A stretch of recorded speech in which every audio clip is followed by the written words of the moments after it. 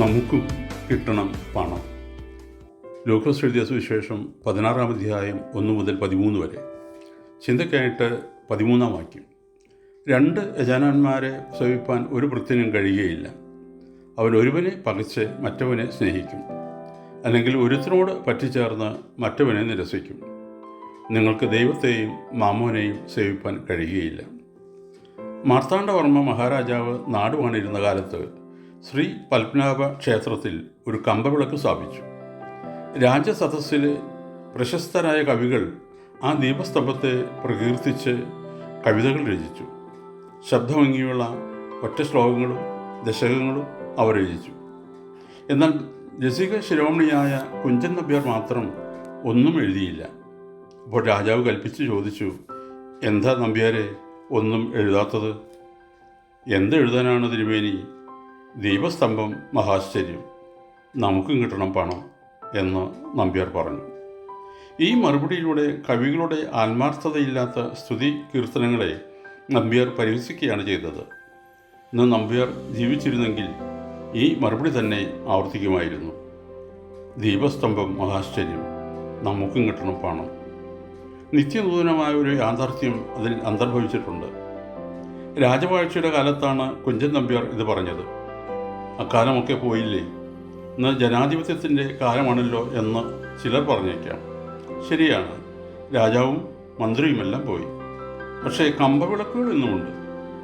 ഓരോ രാഷ്ട്രീയ പാർട്ടിക്കും അവരവരുടേതായ പ്രകടന പത്രികകളും പദ്ധതികളുമാകുന്ന കമ്പവിളക്കുകളുണ്ട്.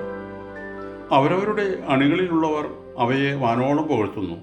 പക്ഷേ നമുക്കും കിട്ടണം പണം എന്നതാണ് എല്ലാവരുടെയും ലക്ഷ്യം. അവരവരുടെ കീശ ഉറപ്പിക്കുവാനുള്ള രാഷ്ട്രീയമാണ് ഇന്നുള്ളതെന്ന് പരക്കെ ആക്ഷേപമുണ്ട്. നമ്മുടെ വ്യവസായ മണ്ഡലങ്ങളിലും തൊഴിൽ രംഗത്തും നിരവധി പദ്ധതികളുണ്ട്. പക്ഷേ അധ്വാനിക്കുവാൻ മാത്രം ആളില്ല. ഉൽപാദനക്ഷമതയുടെ അഭാവത്തിൽ നമ്മുടെ പദ്ധതികൾ വന്ധ്യമായി തീരുന്നു. രാഷ്ട്രീയ പാർട്ടികൾ തങ്ങളുടെ ശക്തി കാണിക്കുന്നതിന് സംഘടിപ്പിക്കാറുള്ള പ്രകടനങ്ങളിൽ ഈ നാട്ടിലെ ചെറുപ്പക്കാരുടെ കഠോരമായ ശബ്ദം എത്ര വേണമെങ്കിലും സംഭാവന ചെയ്യുന്നുണ്ട്. എന്നാൽ ഈ ശബ്ദ മലിനീകരണം കൊണ്ട് ഈ നാടിൻ്റെ ഉൽപാദന ക്ഷമത അല്പമെങ്കിലും മെച്ചപ്പെടുത്താൻ കഴിയുന്നുണ്ടോ എന്ന് ആരെങ്കിലും ആലോചിക്കുന്നുണ്ടോ?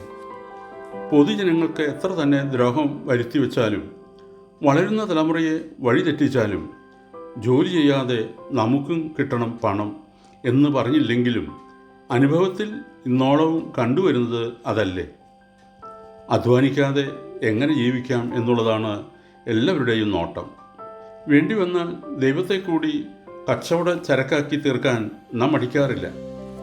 പൗരാണികമായ ഒരു സംസ്കാരത്തിൻ്റെ ഉടമകളാണ് ഇന്ത്യക്കാർ എന്ന് അവകാശപ്പെടാറുണ്ട്. എന്നാൽ നമുക്കും കിട്ടണം പണം എന്ന ചിന്തയാണ് വൈദ്യനെയും വൈദികനെയും എഞ്ചിനീയറെയും പണമുള്ളവനെയും ഇല്ലാത്തവനെയുമെല്ലാം ഭരിക്കുന്നത്.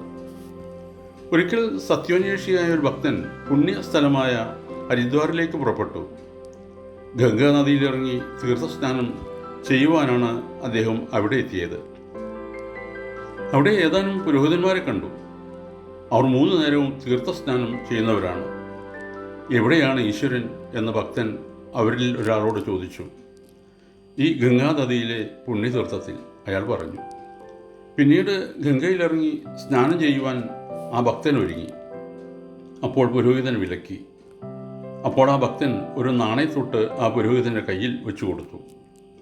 എന്നാൽ അദ്ദേഹത്തിന് അത് പോരാ, കൂടുതൽ തുക ആവശ്യപ്പെട്ടു. ഭക്തൻ അത്ഭുതാധീനനായി.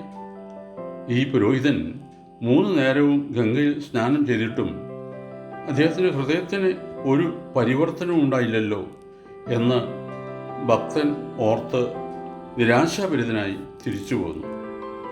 ഈശ്വര, അമ്പലങ്ങളിലും പള്ളികളിലും മോസ്കുകളിലും ഞാൻ അങ്ങയെ കാണുന്നില്ലല്ലോ. പുണ്യനദികളിൽ സ്നാനം ചെയ്യുന്നവരിലും അങ്ങയെ കാണുന്നില്ലല്ലോ. ഹൃദയമാകുന്ന ക്ഷേത്രത്തിലാണ് അങ്ങ് വസിക്കുന്നത് എന്ന് അദ്ദേഹത്തിൻ്റെ ഹൃദയം മന്ത്രിച്ചു. ഓർക്കണമേ, നമ്മുടെ മുൻവിധികൾ ഉപേക്ഷിക്കുവാൻ ഇനിയും നേരം വൈകിയിട്ടില്ല. 12-ാം സങ്കീർത്തനം 1-ാം വാക്യം. യഹോവേ, രക്ഷിക്കണമേ, ഭക്തന്മാർ ഇല്ലാതെ പോകുന്നു. വിശ്വസ്തന്മാർ മനുഷ്യപുത്രന്മാരിൽ കുറഞ്ഞിരിക്കുന്നു. ദൈവം അനുഗ്രഹിക്കട്ടെ.